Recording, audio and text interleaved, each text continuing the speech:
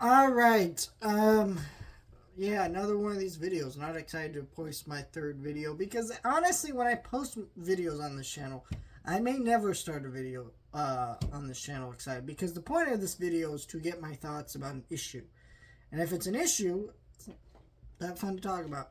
But I wanted to talk about China right now. And the reason I want to talk about China, because if you don't know, I don't know how you don't know if you don't know, Trump's opposing tariffs.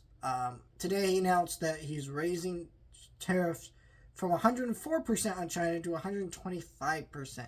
And this is crazy to me. Because, first of all, I don't think that any news media is really doing a good job talking about how insane this is.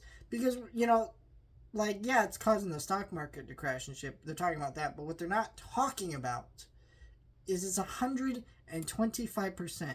How crazy of a number? Who's ever thought about imposing a number that big on anything ever? So when I'm hearing this shit, I'm going, what the fuck? And there's no news media going, yeah, what the fuck? That's crazy. Like, what are we doing here? It is crazy to me that he just can do this crazy shit and nobody talks about it. But that's the first thing with China. The other thing is I'm going to share with you is a post I saw. So, follow a DC news account. That's what this Superman statue is. If you didn't know, I love Superman. I love DC, so I'm following this account for DC news, keeping up with it. And I saw them talk about China banning movies, and of course that's big because obviously it means Superman movie getting banned, and that's probably because of our trade war, right? And I commented, good, these countries should use any leverage they have against the United States if they want to go fight a useless trade war. And it really sucks to say that because obviously we lose in a trade war and that sucks. But also, like, fuck it, it's too late for that. We have leadership that is going to do what it wants. So they're going to have to fight back any way they can.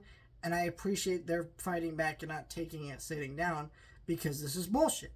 And them fighting back also might make it work better for us because, hey, it might encourage Trump to go, hey, they're not sitting down. Now, that's not likely, but still, if there's even a 5% chance of our leadership waking up and going, this is a worthless trade war, let's fucking stop this, then let's do it. So, yeah. That's an interesting thing right there to look at. Right? So I am but let me get to the main point here of this video. I posted on that comment I just told you, and it was an actual Republican who commented back to me, "You communist cunt, go back to your fucking country." Are you looking at me right now? I am white as fuck. And he's telling me to go back to my own country. Not that if I was black or brown or Asian or whatever race I was, that it would make this comment okay. But it just shows he was a fucking racist. So I comment back to him. I said, "You fucking racist. I was born and I live here." Person never replied. But then I also replied with one more zinger against this guy. And I don't usually try to brag about this kind of stuff, but it is important that I put, "You're the one who should leave. In a democracy, we don't just deport people we disagree with." And that's really the main point of what this video was about. I can't believe that in the United States of America, we have gotten to a point where it's normal for Trump supporters and Trump officials to find it appropriate to talk about deporting people we disagree with. Selena Gomez posted a video about crying, talking about how horrible the mass deportations is and how inhumane these people are being treated. And all the comments from Trump supporters was, "Go back to your fucking country." This woman who was born here, that priest that told Donald Trump to have empathy. Guess what the response was from MAGA world? Deport her. Again, someone who lives and was born here. It is, and there's talks that Trump's deportation team is stalking social media for anyone that might disagree with them. Because judging by this deportation case with this Venezuelan gang shit or whatever it is, they are fully intent on deporting mass human beings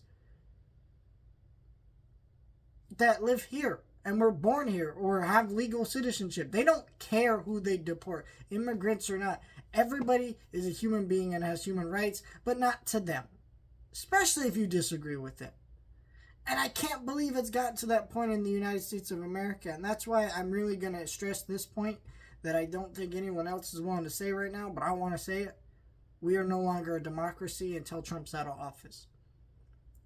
If you can just deport people because they disagree with you, or you're asking to deport people because they disagree with you as the United States of a president of America or just a Republican voter, you no longer believe in a democracy, and we don't have one. And that should be grounds to impeach this dude and remove him.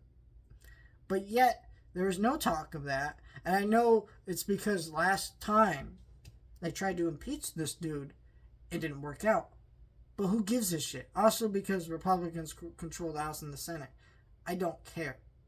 There is no grounds that we should just let any of this stand. In fact, if we could just have those impeachment hearings, and even if they don't go through, you are still putting a highlight to the corruption. And that's important enough on itself. But instead, we're wasting our time watching this shit go down. And this is just all horrific shit that I'm absolutely disgusted as to live in the United States of a fucking America, and where they're talking about deporting people just because they disagree. How dare a Trump supporter come into my comment and tell me to get the fuck out because I disagree with them?